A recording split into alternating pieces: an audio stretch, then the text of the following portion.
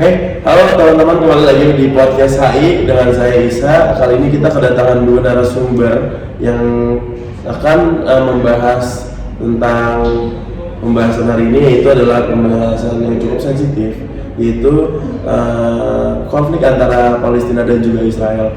Namun yang hari ini kita akan angkat adalah bukan bagaimana si konflik itu sendiri, tapi bagaimana pandangan media Barat dan juga media Timur Tengah hari ini. Nah, di sini kita akan membahas 3 poin yang akan nanti kita bahas, dan juga ada beberapa harapan dari para narasumber ini. Cuman sebelum kita mulai, mungkin kita kenalan dulu kali dengan narasumber yang telah hadir di sini ya. Boleh diperkenalkan? Perkenalkan, nama saya Listianisa Indah Permata. Saya seorang mahasiswa hubungan internasional. Saya suka mengkaji negara-negara bagian barat dan juga semua hal-hal tentang itu. Oke.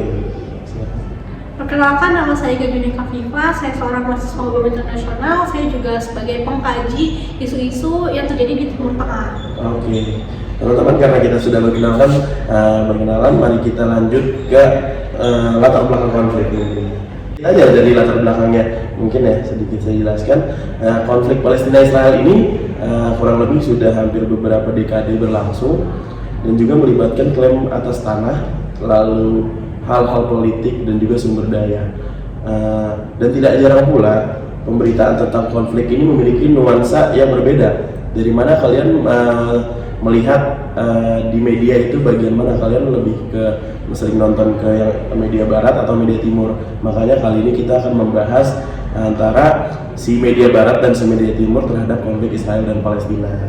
Oke teman-teman, karena kita dari tadi udah basa-basi yang terlalu basi, jadi kita langsung aja masuk ke isu pertama, yaitu yang di sini saya akan pertanyakan adalah apa sih perbedaan pendekatan antara media Barat dan si media Timur, lalu juga perspektif dari kalian berdua terhadap konflik yang sekarang masih terjadi sampai saat ini.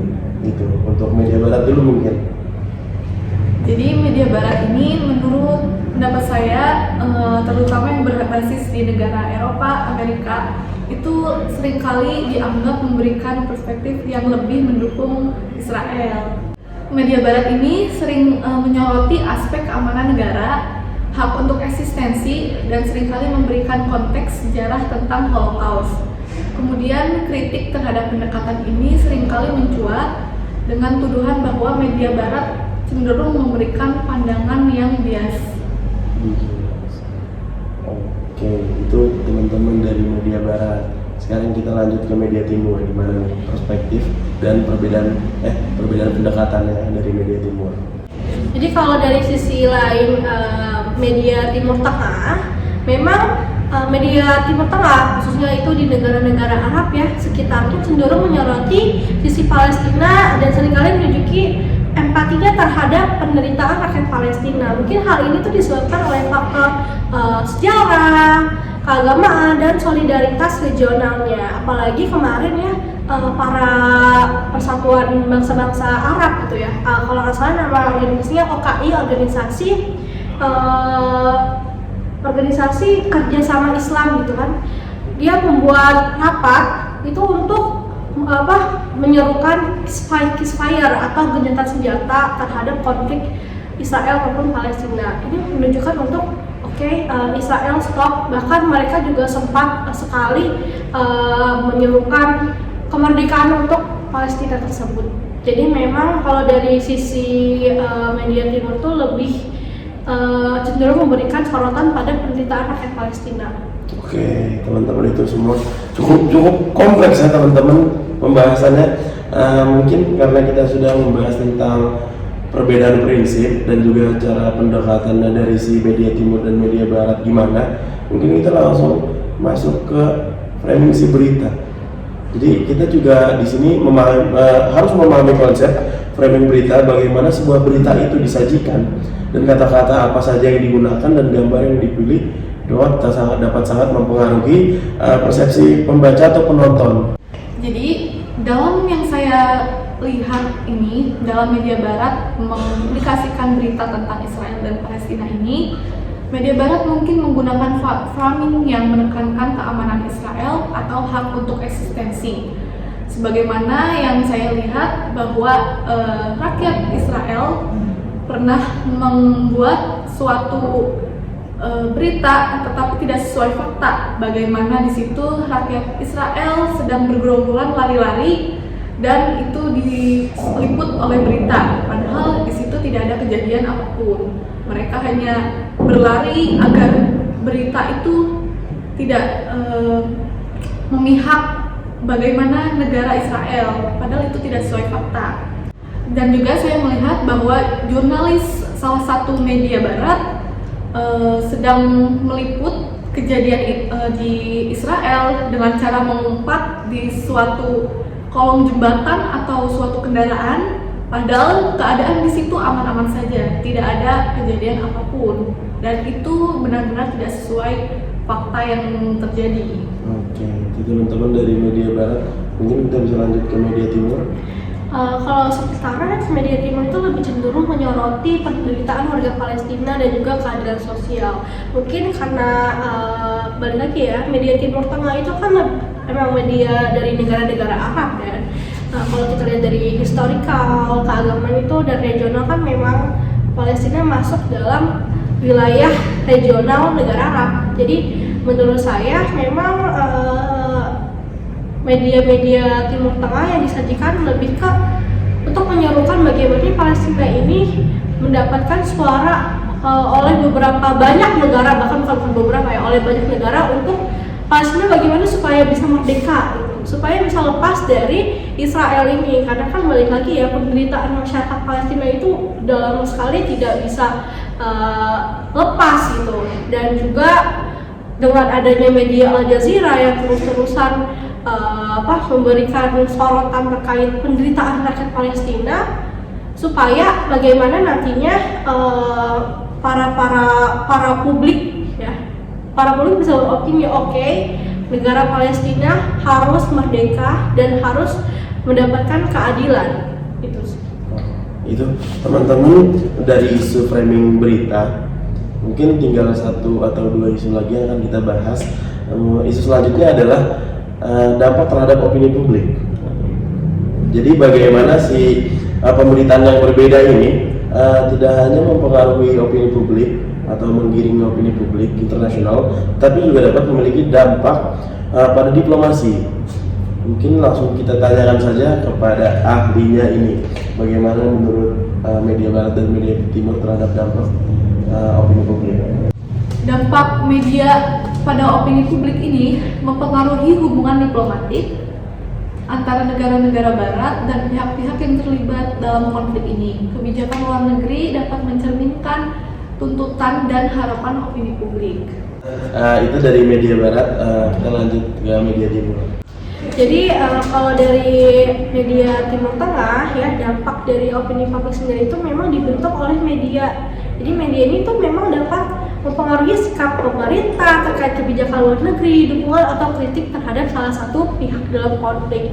Nah, pemerintah sendiri ini memang cenderung merespon kepada kepentingan dan preferensi pemilih, ya kan.